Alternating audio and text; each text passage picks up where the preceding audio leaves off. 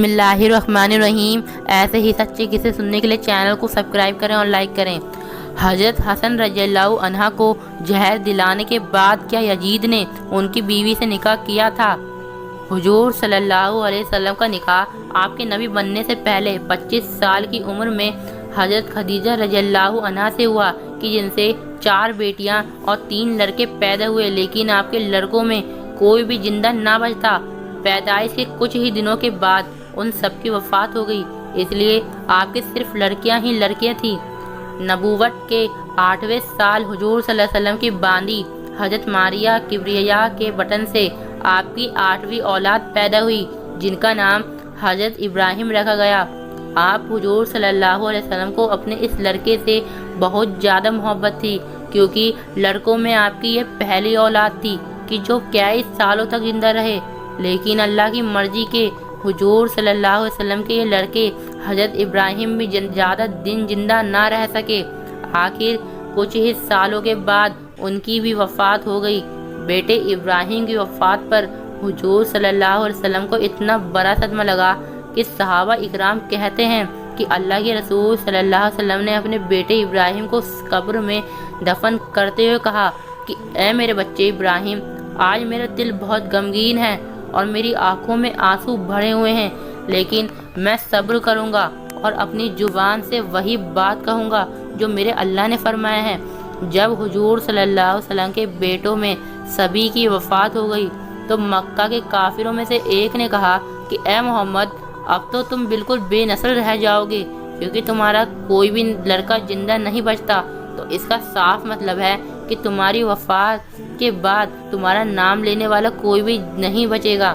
دشمنوں کی طرف سے ایسی باتیں سن کر حضور صلی اللہ علیہ وسلم کے دل پر بہت بڑا صدمہ لگا اور آپ غمگین ہو کر بیٹھ گئے، لیکن اسی وقت حضرت جبرائیل علیہ السلام کی طرف سے وحی لے کر آئے اور کہنے لگے کہ اے اللہ کے رسول، اللہ تعالیٰ سورہ کوثر نازل کرتے ہوئے فرماتے ہیں کہ اے میرے پیارے نبی،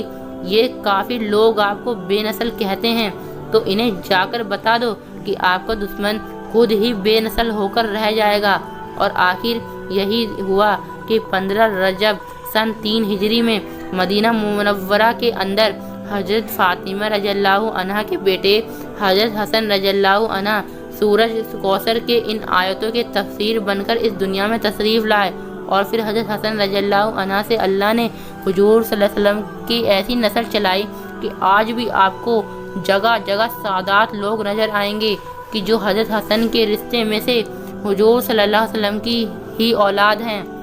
حضرت حسن رضی اللہ عنہ کی پیدائش نے پیارے رسول کے دامن سے بے نسل ہونے کا دھبا پاک کر دیا تھا، اور کافروں سے کہہ دیا تھا کہ کافروں، تم اپنی آنکھیں کھول کر دیکھو لو کہ اب میں دنیا میں آ چکا ہوں، میرے نانا کی نسل مجھ سے ایسے چلے گی کہ قیامت تک کوئی بھی میری نسل کو مٹا نہیں سکتا۔ حضرت حسن رضی اللہ عنہ کے پیدائش سے پہلے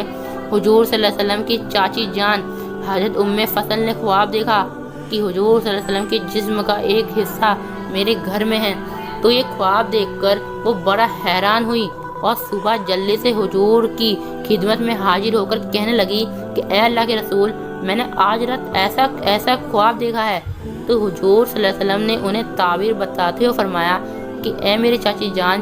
جلد ہی میری بیٹی فاطمہ کے گھر ایک بچہ پیدا ہوگا کہ جس کی پرورش آپ خود اپنے گھر میں رہ کر فرماؤ گی۔ حضرت حسن رضی اللہ عنہ کی پیدائش پر حضور صلی اللہ علیہ وسلم اتنا زیادہ خوش ہوئے کہ جلدی سے بیٹی کے گھر آ کر اپنے ناتے کی گود میں لے لیا۔ گھر والوں نے حضرت حسن کا نام حمزہ یا حرب رکھا تھا،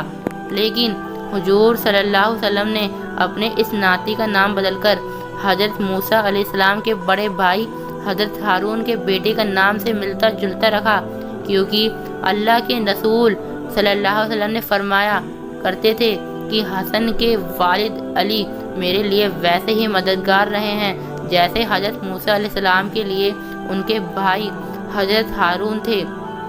حضرت حسن رضی اللہ عنہ انہوں نے 7 سال اپنے نانا کے زیر سایہ گزارے، اس لیے آپ کے اوپر حضور صلی اللہ علیہ وسلم کے ہزاروں عادتوں کا اثر تھا کہ جن میں سے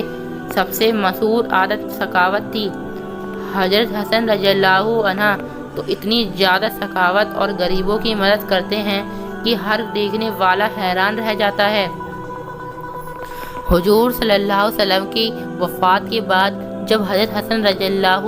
عنہ جوانی کی عمر کو پہنچے تو ایک بار وہ راستے سے کہیں جا رہے تھے کہ اچانک انہیں ایک غلام نظر آیا۔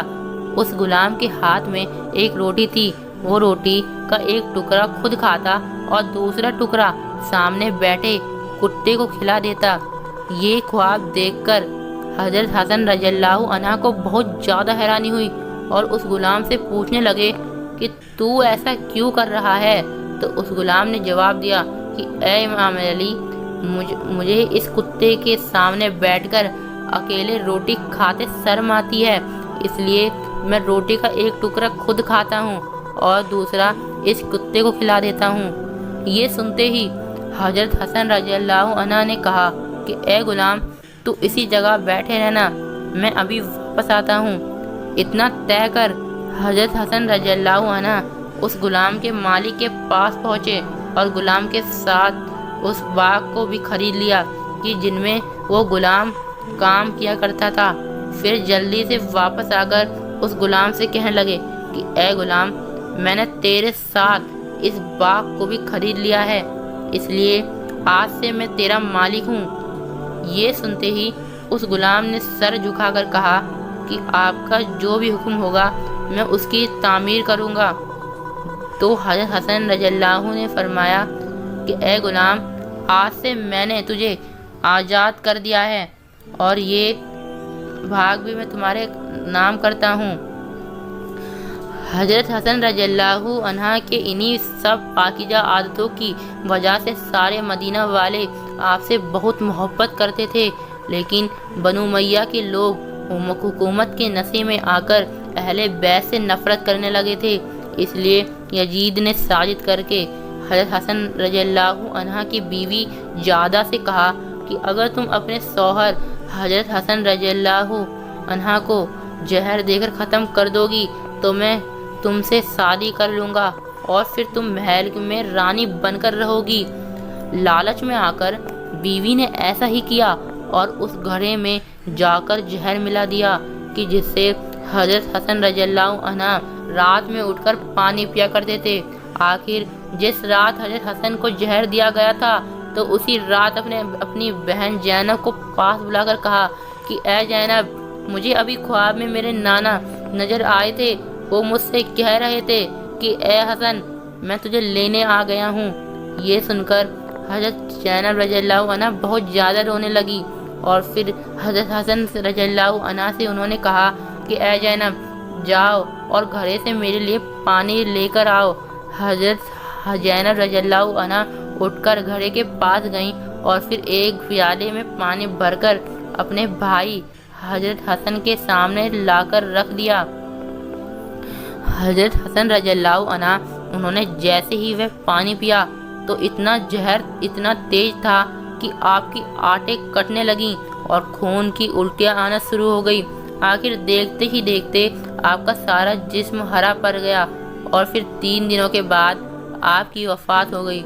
وفات کے بعد بہنوں، وفات کے بعد بنو امیہ والے حضرت حسن رضی اللہ جنازے کے سامنے تلوار لے کر کھڑے ہو گئے اور کہنے لگے کہ ہم حسن کو نبی کے بغل میں دفن نہیں ہونے دیں گے۔ قریب تھا کہ بنو امیہ مدینہ اور مدینہ والوں کے بیچ ایک جنگ چھڑ جاتی، لیکن حضرت ابو ہریرہ رضی اللہ عنہ نے آ کر اس معاملے کو رفع دفع کیا اور شام ہوتے ہوتے حضرت حسن رضی اللہ عنہ کو ان کے امی کے بغل میں جنت البقیع کے اندر دفن کر دیا گیا۔ حضرت حسن رضی اللہ عنہ کی وفات کے بعد ان کی بیوی جعدہ یزید کے دربار میں گئیں اور کہنے لگی کہ اب آپ اپنے وعدے کے مطابق مجھ سے شادی کر لیں، لیکن یزید نے اپنے ایک وزیر کو پاس بلا کر کہا کہ جاؤ اور خزانے سے 1,00,000 درہم لے آؤ۔ یزید کے حکم پر جلدی سے وہ وزیر خزانے سے 1,00,000 لے آیا تو یہ اپنے ہاتھ میں لیتے ہوئے جعدہ کی طرف بڑھا دیے اور کہنے لگا کہ اے جعدہ، یہ 1,00,000 درہم تمہیں تمہارے کام کے بدلے میں انعام کے طور پر دیے جاتے ہیں، یہ پیسے لے لو اور مدینہ واپس چلی جاؤ۔ حضرت حسن رضی اللہ عنہ کی بیوی جادہ نے جیسے ہی یہ باتیں سنی تو اس کے تو ہوش اڑ گئے، کیونکہ اس نے تو اس لالچ میں آ کر حضرت حسن کو زہر دیا تھا کہ یزید اس سے شادی کر لے گا، لیکن یہاں تو کچھ اور ہی بات ہو رہی تھی۔ آخر جب جادہ یزید کے محل میں چلانے لگی تو یزید نے کہا کہ ہاں، میں نے وعدہ تو کیا تھا، لیکن جو عورت لالچ میں آ کر اہل بیت کو زہر دے دے تو وہ زندگی میں کبھی بھی مجھے زہر دے کر مار سکتی ہے، اس لیے میں ایسی عورتوں پر کبھی بھروسہ نہیں کر سکتا۔ اتنا کہہ کر یزید نے درباریوں کو حکم دیا کہ اس عورت کو محل سے باہر نکال دیا جائے۔ نصیحت کے حکم پر جادہ کو محل سے باہر نکال دیا۔ پھر کچھ سالوں کے بعد جادہ نے یعقوب نام کے ایک شخص سے شادی کر لی اور اس سے ان کے کئی اولادیں ہوئیں، لیکن اس کے شوہر زیادہ دن زندہ نہ رہ سکے۔ آخر واقعہ ہرہ کے دن جب یزید نے مدینہ پر فوج بھیج کر بڑے بڑے صحابہ اکرام کو شہید کروایا تو اس کی جنگ میں جادہ کے شوہر یعقوب کو بھی شہید ہو گئے۔ پھر اس کے بعد جادہ نے عباس نام کے ایک شخص سے شادی کر لی، لیکن یہ رشتہ بھی زیادہ دن نہ چل سکا اور عباس کی بھی وفات ہو گئی۔ پیارے دوستو، امید کرتا ہوں کہ آج کی یہ چھوٹی سی انفارمیٹیو ویڈیو آپ کے بہت زیادہ پسند آئی ہوگی، اس لیے اگر ویڈیو پسند آئی ہو تو لائک کریں اور چینل پر سبسکرائب کریں۔ ملتے ہیں آپ کو اگلی ایک نئی ویڈیو کے ساتھ، تب تک کے لیے آپ اپنا ڈھیر سارا خیال رکھیں۔ السلام علیکم۔ ویڈیو میں جو بھی غلطی کی اس غلطی کو معاف کر دینا۔